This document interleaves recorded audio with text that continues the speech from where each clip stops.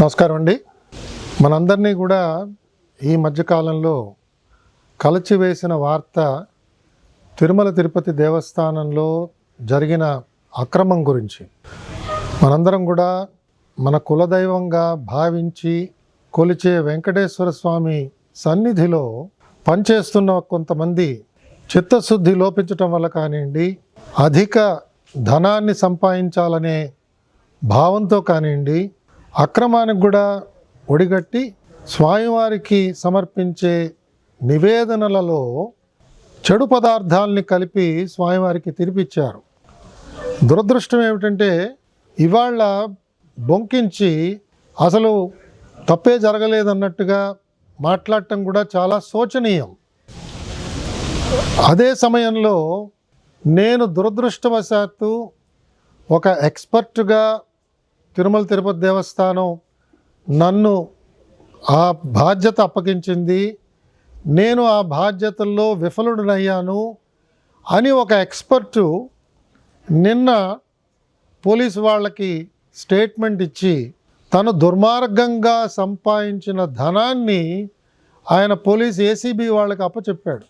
కాబట్టి మనం చూస్తున్నది ఏమిటంటే తప్పు చేసిన వాళ్ళల్లో చిత్తశుద్ధి ఇప్పటికి కూడా రావటం లేదు. అంటే వెంకటేశ్వర స్వామిని మనం ఏ విధంగా మనం అక్రమాన్ని చేసినా కూడా మన మీద శిక్ష పడదు అనే ఒక భావంతో వారు ఆ రకంగా మాట్లాడటం చాలా చాలా బాధాకరం. మనం ఒకసారి పూర్వపరాల్లోకి వెళితే తిరుమల తిరుపతి దేవస్థానం ప్రతిరోజు సుమారు 13,000 కిలోల నుంచి 18,000 కిలోల దాకా నెయ్యి కొనుగోలు చేస్తుంది. మనందరికీ తెలిసిందే, స్వామివారి ప్రసాదం అనగానే మనందరికీ మనస్సులో మెలిగేది శ్రీవారి లడ్డు.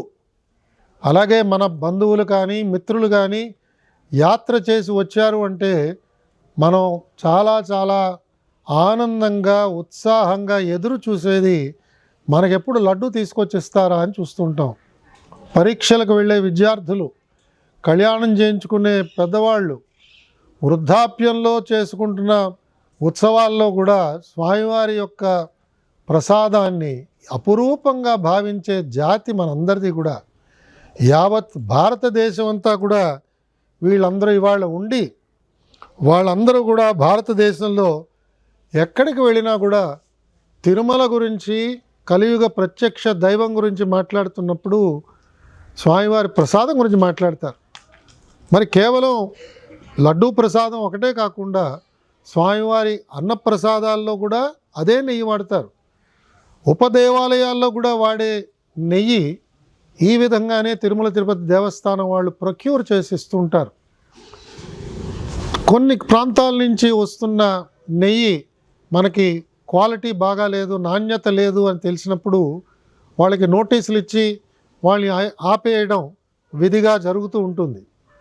తిరుమల తిరుపతి దేవస్థానం ఆధ్వర్యంలో ప్రొక్యూర్మెంట్ కమిటీ వాళ్ళు ఈ ప్రొక్యూర్మెంట్ చేస్తుంటారు.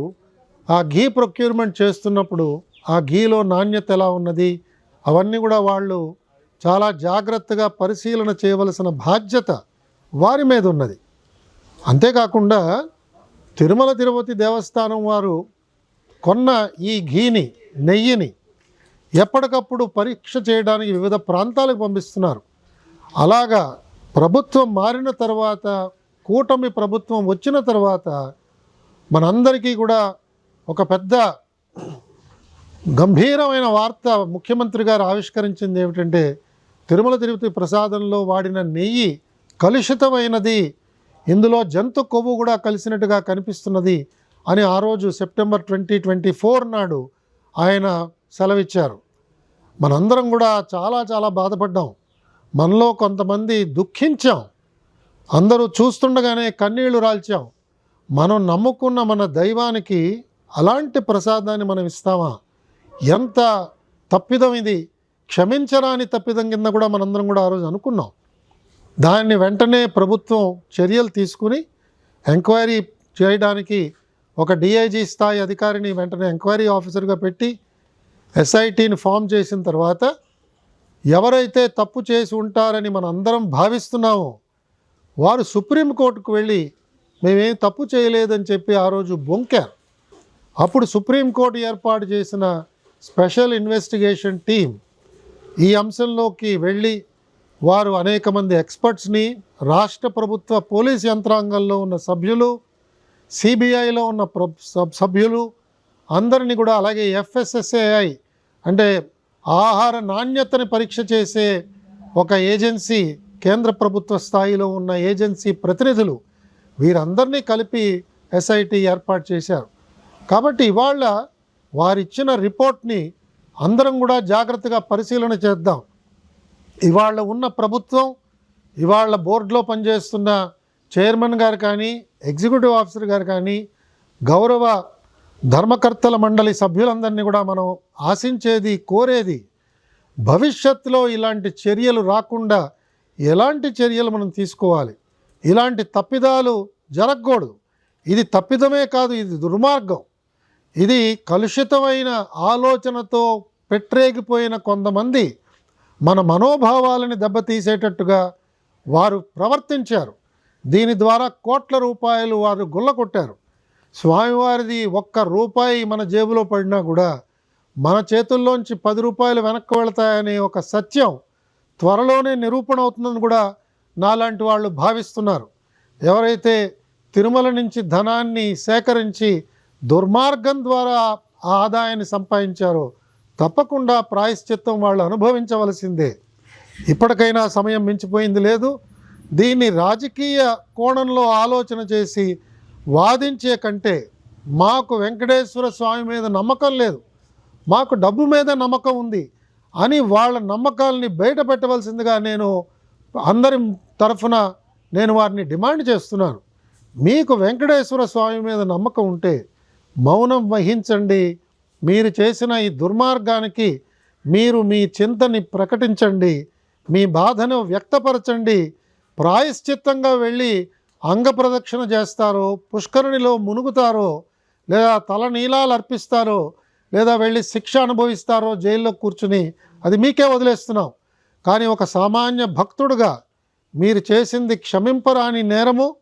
మీరు దాన్ని వెనకేసుకొస్తూ ఇవాళ సమాజంలో అలజడి సృష్టించడానికి ప్రయత్నం చేయడం ఏమాత్రం కూడా అది శ్రేయకరమైన పని కాదు.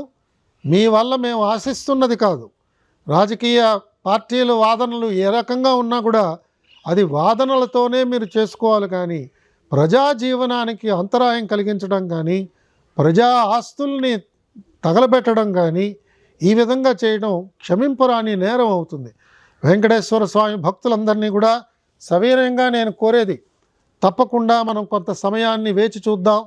ప్రభుత్వం తీసుకునే అనేక మంచి చర్యల వల్ల తిరుమల తిరుపతి దేవస్థానంలో ఈ తప్పుని ఎవరైతే చేశారో వారందరికీ శిక్ష తప్పకుండా పడుతుంది.